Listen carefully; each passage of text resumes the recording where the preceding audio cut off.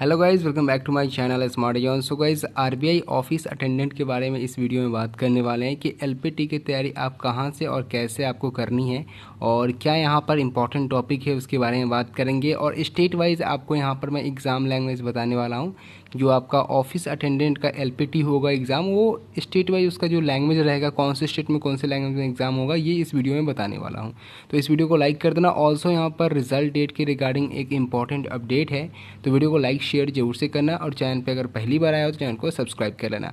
तो सबसे पहले हम यहाँ पर बात करेंगे एलपीटी की तैयारी आपको कैसे करनी है और क्या यहाँ पर इंपॉर्टेंट टॉपिक है और स्टेट वाइज आपका एग्ज़ाम लैंग्वेज यहाँ पर क्या होने वाला।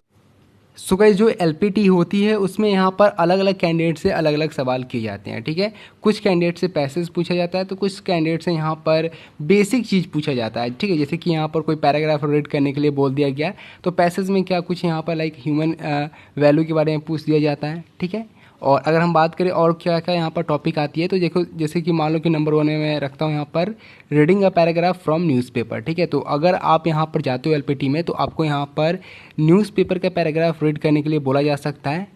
ठीक है, एक न्यूज़पेपर दिया जाएगा, उसका पैराग्राफ आपको रीड करने के लिए बोला जाएगा, जिस भी लैंग्वेज में आप यहाँ पर एग्जाम दे रहे हो उसी लैंग्वेज में। ठीक है, दूसरा यहाँ पर बुक का पैराग्राफ आपको यहाँ पर रीड करने के लिए दिया जा सकता है। ठीक है, बुक रीडिंग करने के लिए आपको यहाँ पर दिया जा सकता है, जिस लैंग्वेज में आप यहाँ पर एग्जाम दे रहे हो उस लैंग्वेज में। फिर आपको यहाँ पर एक लेटर लिखने के लिए बोला जा सकता है। ठीक है, एक लेटर लिखने के लिए आपको यहाँ पर बोला जा सकता है उसी लैंग्वेज में जिस लैंग्वेज में आप यहाँ पर एग्ज़ाम दे रहे हो। और या आपको एक यहाँ पर पैराग्राफ दे दिया जाएगा लिखने के लिए। ठीक है, पैराग्राफ भी आपको यहाँ पर लिखने के लिए बोला जा सकता है। ठीक है, तो ये कुछ यहाँ पर इंपॉर्टेंट टॉपिक है। और यहाँ पर हम बात करें कितने नंबर का एग्ज़ाम होता है तो ये क्वालिफाइंग नेचर का है, इसमें कोई यहाँ पर नंबर फिक्स नहीं है कि इतने नंबर आपको लाने हैं, बस क्वालिफाइंग नेचर का। अगर आप इसको क्वालिफाई कर लेते हो तो आप यहाँ पर क्वालिफाई हो जाओगे एग्ज़ाम के लिए, यानी कि डॉक्यूमेंट वेरिफिकेशन के लिए आप क्वालिफाई कर जाओगे। ठीक है, एलपीटी होने के बाद आपका डॉक्यूमेंट वेरिफिकेशन होगा, फिर आपका ज्वाइनिंग होगा। ठीक है, तो अगर आप एलपीटी क्वालिफाई कर लोगे तो फिर आपका यहाँ पर ज्वाइनिंग का प्रोसेस जो है वो यहाँ पर कंप्लीट करा लिया जाएगा। और बात करें तो और कैंडिडेट से क्या अभी तक पूछा गया है, तो आरसी से भी क्वेश्चन पूछा गया है, रीडिंग कंप्रहेंशन से भी क्वेश्चन पूछा गया है। ठीक है, तो ये 3-4 टॉपिक है जिससे रेगुलर क्वेश्चन पूछा जाता है। ठीक है, आपका रीडिंग कंप्रहेंशन हो गया, पैसेज से क्वेश्चन रह सकता है। ठीक है, और फिर आपका यहाँ पर रीड अ पैराग्राफ बोला जा सकता है, किसी भी न्यूज़पेपर का एक पैराग्राफ आपको दिया जा सकता है रीड करने के लिए, आपको लेटर लिखवाया जा सकता है उस लैंग्वेज में जिस लैंग्वेज में आप एग्ज़ाम दे रहे हो।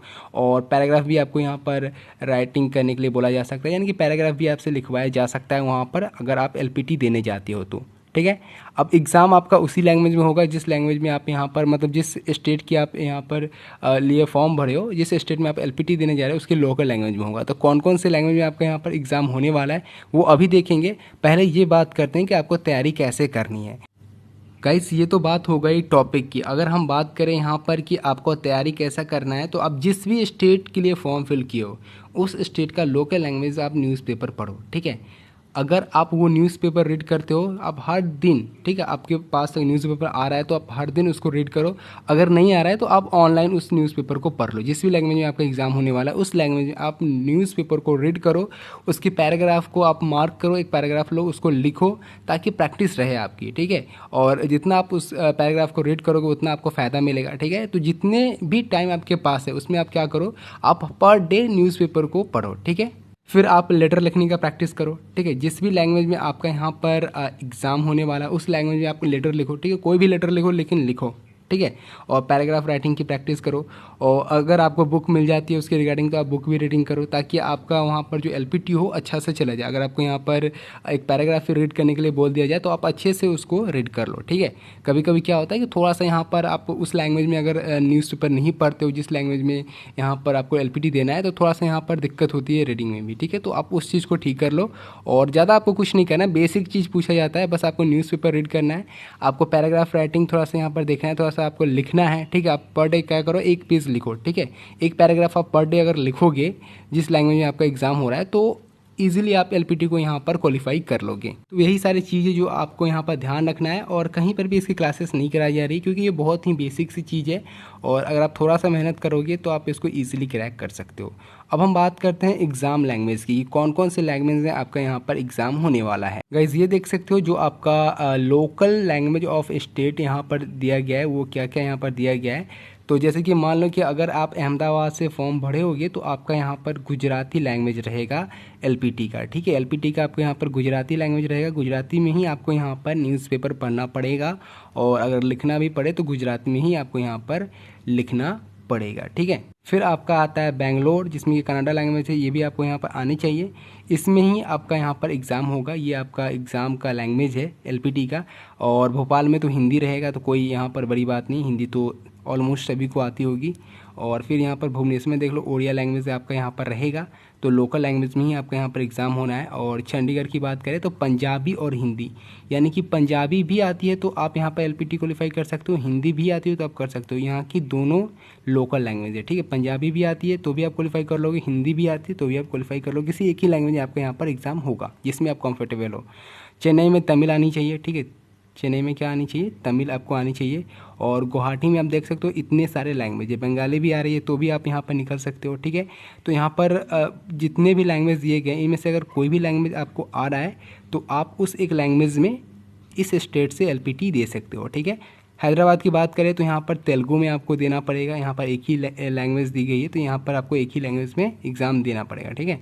जयपुर की बात करें तो यहाँ पर सिर्फ हिंदी, तो हिंदी में आप यहाँ पर दे लोगे, ठीक है। और जम्मू की बात करें तो उर्दू, हिंदी, कश्मीरी, ठीक है। तो इनमें तीनों में से किसी एक को आप सेलेक्ट कर सकते हो और तीनों में से किसी एक में आप एलपीटी यहाँ पर दे सकते हो। फिर हम बात करें तो कानपुर एंड लखनऊ में हिंदी ही चलेगा, ठीक है। हिंदी ही आप पढ़ के जाओगे तो हिंदी में ही आपका यहाँ पर एलपीटी होगा। और कोलकाता में देख सकते हो बंगाली, ठीक है, बंगाली लैंग्वेज आपका यहाँ पर रहेगा, और नेपाली, ठीक है। दोनों में से कोई एक लैंग्वेज भी आप यहाँ पर सेलेक्ट कर लेते हो तो उसी में आपका यहाँ पर एलपीटी होगा। मुंबई की बात करें तो आप देख सकते हो मराठी लैंग्वेज आपको आनी चाहिए। फिर आपका यहाँ पर कोंकणी लैंग्वेज है, दोनों में से कोई एक लैंग्वेज अगर आपको आ रहा है तो आप एलपीटी यहाँ पर क्वालिफाई कर लोगे। नागपुर में देखो मराठी और हिंदी दोनों बोली जाती है, तो दोनों में से कोई एक लैंग्वेज भी आएगा तो आप यहाँ पर क्वालिफाई कर लोगे। दिल्ली में यहाँ पर हिंदी लैंग्वेज सिर्फ है, ठीक है। पटना में हिंदी और मैथिली लैंग्वेज है। फिर यहाँ पर तिरुवनंतपुरम की आप लोकल लैंग्वेज देख सकते हो, इसी लैंग्वेज में आपका यहाँ पर एग्ज़ाम होगा। तो ये सारे यहाँ पर लोकल लैंग्वेज है और इसी लैंग्वेज में आपका इन सारे स्टेट में एग्ज़ाम लिया जाएगा, ठीक है। तो सभी रीजन का यहाँ पर मैंने स्टेट वाइज आपको लैंग्वेज बता दिया है कि एलपीटी में कौन कौन से यहाँ पर लैंग्वेज में आपका एग्ज़ाम लिया जाएगा गाइज। अब हम बात करें रिज़ल्ट डेट के लेकर, तो आप सभी में से बहुत सारे कैंडिडेट का ऐसा क्वेश्चन है कि सर क्या यहाँ पर लॉकडाउन में रिज़ल्ट आ सकता है, तो बिल्कुल आएगा, ठीक है। आप यहाँ पर देखो तो जो आपका आरबीआई असिस्टेंट का रिज़ल्ट था वो 10 तारीख को यहाँ पर डिक्लेयर करा गया है, और इसका मतलब यही है कि वेबसाइट भी अभी एक्टिव है और जो रिज़ल्ट यहाँ पर अपलोड करने का प्रोसेस है वो चल रहा है, ठीक है। तो आपका असिस्टेंट का रिज़ल्ट आया, आपका अटेंडेंट का भी रिज़ल्ट आएगा और लास्ट वीक ऑफ मई आएगा, ठीक है। बहुत सारे लोग यहाँ पर डेट बता रहे हैं कि 18 तक आ जाएगा, कोई बता रहा है कि 20 तक आ जाएगा, बहुत सारे लोग बोल रहे थे कि आज ही आ जाएगा। तो ऐसा अभी तक कोई ऑफिशियल डेट नहीं अनाउंस करा गया है, ठीक है। आरबीआई की तरफ से अगर कोई ऐसा डेट होता तो ज़रूर से यहाँ पर वेबसाइट पे अवेलेबल होता, और बार बार आपको वेबसाइट चेक करने की जरूरत नहीं, मैं हमेशा वेबसाइट को चेक करते रहता हूँ। जैसे ही यहाँ पर रिजल्ट आएगा मैं सबसे पहले आपको अपडेट करूँगा, ठीक है। तो जो ऑफिशियल वेबसाइट पे है वही रियल है, बाकी आप गूगल पे कहीं भी सर्च करोगे अलग अलग आपको यहाँ पर डेट्स बताई जाएगी, ठीक है। तो मई आपका मेंशन था, ठीक है, मई आपका नोटिफिकेशन में मेंशन था और कहीं पर भी ये नहीं लिखा गया था कि मई में किस तारीख को यहाँ पर आपका रिजल्ट आएगा। सो गाइस मई में आपका डेफिनेटली 100% रिजल्ट आएगा और थोड़ा सा आपको पेशेंस रखना है। ज़्यादा आप किसी की बातों में मत आओ कि रिजल्ट 18 को आएगा, 20 को आएगा, ऐसा कोई भी डेट ऑफिशियल मेंशन नहीं है, ठीक है। और जब भी रिजल्ट आएगा मैं सबसे पहले आपको यहाँ पर अपडेट कर दूंगा। वेबसाइट यहाँ पर मैं हमेशा चेक करता हूँ और जैसे ही रिजल्ट आएगा मैं सबसे पहले आपको अपडेट दे दूंगा। एक अपडेट मैंने आपको दिखा दिया कि रिजल्ट आएगा, लॉकडाउन में भी रिजल्ट यहाँ पर अपलोड किया जा रहा है वेबसाइट पर, ठीक है। तो आपका भी रिजल्ट यहाँ पर डेफिनेटली रिलीज़ करा जाएगा। तो ये है आज की वीडियो। उम्मीद करता हूँ कि आपको वीडियो अच्छी लगी हो। वीडियो अच्छी लगी तो प्लीज़ वीडियो को लाइक कर देना, इस वीडियो को ज़्यादा से ज़्यादा शेयर जरूर से करना गाइस। तो मिलते हैं अपने अगले वीडियो में, तब तक के लिए bye bye and take care.